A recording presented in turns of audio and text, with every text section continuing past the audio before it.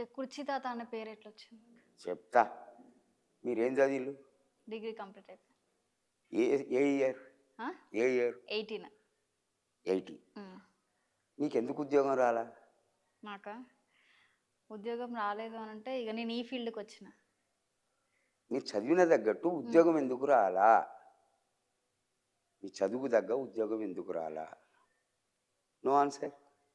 మరి మీ సొంతం ఇది కాదు, ఓన్లీ జాబ్. అమ్మాయి పోస్ట్ గ్రాడ్యుయేట్ చదివిన పిల్లలకు, బీటెక్ ఎంటెక్ చదివిన పిల్లలకు ఉద్యోగాలు రావు. 7th పాస్ అయిన వాడికి పిలిచి పిలిచి ఉద్యోగాలు ఇస్తారు. ఈ మినిస్టర్ నా కొడుకులు కోట్లు తింటారు, డ్యామేజ్లు కడుతున్నాం, ఫ్యాక్టరీలు చేస్తున్నాం అని. ఈ ఆఫీసర్ నా కొడుకులు బీదా బిక్కి ఎవరిని చూడరు. నీ ఉద్యోగం నీకు ఇవ్వాలంటే లక్షల వేల డొనేషన్ అడుగుతారు. అవునా? ఒక ఎంటెక్ స్టూడెంట్ చదవాలంటే కొన్ని లక్షలు కావాలా? మరి తల్లిదండ్రి తిని తినక చదివించిన తర్వాత లక్ష నీకు డొనేషన్ ఎక్కడి నుంచి ఇస్తారా? బట్టే బాస్గా అలవాటైపోయిందా?